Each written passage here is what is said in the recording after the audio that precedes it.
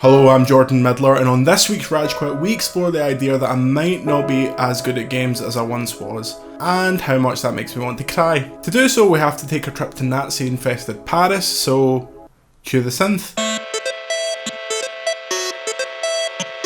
So I was playing Wolfenstein Youngblood. I enjoyed it. It's got the same best-in-class shooting that id seems to be able to craft in their sleep these days. It's got the intricate, surprisingly open map of Dishonored, which makes sense considering this game was developed partly by Arcane, the studio behind that stealthy stabathon. Being a side story from the current iteration of the classic shooter, Youngblood stars the daughters of noted small angry head at the bottom of the screen, BJ Blazkowicz, Jess and Soph. After Big BJ pieces out on a mission to shoot every atom in the known universe, Jess and Soph steal some of their old dad's stolen Nazi equipment and head for a gap here down the scorched remains of the Champs-Elysees. The story's not hugely interesting and the characters are a bit strange. They talk like they're 13-year-old boys despite the fact that they're meant to be in their late teens. One of them literally calls the other one barf breath.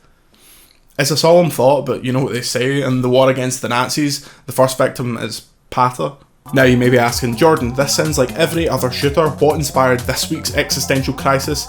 Well, you see, after going through a handful of what you could call the main missions, you fight your way through this final big tower towards a boss fight, and I won't be showing any of it because it's a big spoiler, but basically just imagine someone flying around on a jetpack shooting at you. Up until this point I had absolutely zero problem with the difficulty. I was appropriately leveled up, all my guns were upgraded, and I was exploiting the system through which certain ammo is more effective against certain enemies to the point where I don't remember dying more than a handful of times. This victory lap would stop pretty suddenly as I proceeded to die and die and die and die again on the last boss. Now, before you send me novelty check-sized bits of cardboard saying get good, the difficulty spike in the final fight is ludicrous.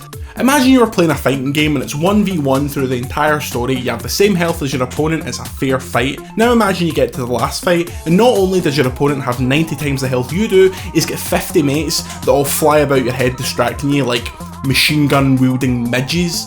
Much like every aspect of life, it's made even worse by your family. Your sister has the ability to revive you if you're knocked down. This costs one of your shared lives which you collect throughout the game from crates. If your co-op partner is knocked down, you have to revive them before time runs out or they'll just die and that's it. Now, being a semi-functioning human being, getting to the android was no problem. However, what was a pain in the arse, especially in the last boss fight, was to sit and watch my robot sister completely disregard my heroic effort to save her by doing an interpretive dance in front of said boss, causing her to go back down instantly. Shared lives were evaporating. Another absolute ball ache about this last boss fight was the way the checkpoints work. The checkpoint system in the game is bad. I noticed it earlier when I died on one of the last sections of a mission and I wasn't just sent back to the beginning of the room, I was practically sent back to the mid-70s. Backtracking through something you've just done isn't fun, it isn't a good way to enforce difficulty, especially when the enemies themselves have the structural integrity of a prawn cracker. So it's more like admin than actual gameplay. It was a monumental pain in the hole. In the last boss fight there are two stages, original I know. Each one of them takes far too long for what is essentially the same mechanic repeated ad nauseum. But that wouldn't really be a problem usually, except that if you die on the second phase, all that time you spent frustratingly whittling down his initial health bar is just wasted and you're sent to the beginning of the fight. The reason something like this works in a game like Dark Souls for example is that whole game is built on the premise that when you regain health, the world is repopulated with enemies. Mechanically, this means you can farm those enemies before returning to the boss, or use those enemies to practice a new weapon or get better at dodging. But because of Wolf's last fight being at the top of this massive tower away from the rest of the side missions, if you can't beat the boss, you're gubbed unless you want to chuck the entire mission away. So after 10 or so tries, I just stopped. I couldn't do it.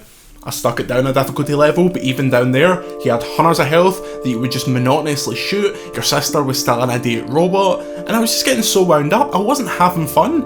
I blamed it on the fact that I was using mouse and keyboard, I blamed it on it being late, I blamed it on me apparently being shite at games now, but then I had this moment of realisation where I thought, I stopped having fun ages ago. I don't care about Steam achievements, and I'm right at the end and can just watch the ending on YouTube if the story was that invigorating, which it wasn't, so I was completing it for the sake of impressing no one. Sack that, do you know how many hard games I've completed? All the Dark Souls and Bloodborne, well except 2, but come on. Modern Warfare on Veteran, Modern Warfare 2 on Veteran, Cuphead. Also, more importantly, heavy doesn't matter. I wasn't having fun, so I stopped. I used to complete every game I played regardless of how shit it was. This was mainly due to not having tons of games at once and the incentive to finish a new game quickly and trade it in.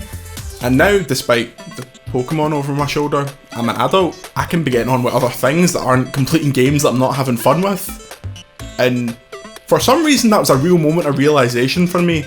Even the concept of being good at games doesn't really matter to me anymore. I'm not planning on trying out for the Overwatch World Cup anytime soon, and my proficiency on Smash is akin to someone trying to draw the Mona Lisa from memory using Microsoft Paint.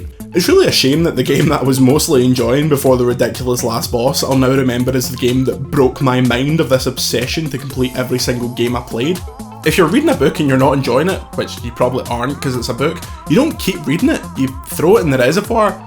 If you're having a meal and you don't like it, you don't nominate yourself to finish the lot just to show how much of a tank you are at finishing your tea. So was Wolfenstein Youngblood too hard for me? Yes. Does that make me less of a professional gamer? Yes. Should I be ashamed of myself? Yes. Well, glad I cleared that up and got some character development along the way. I look forward to invalidating this all by completing the game against my better judgment at 5 in the morning with bones physically ejecting themselves from my fingers. Tell me in the comments a game that you found a bit too hard, or a game that just frustrated you so much you thought sack this and you chucked it. Until next time, I'm Jordan Midler. See you later.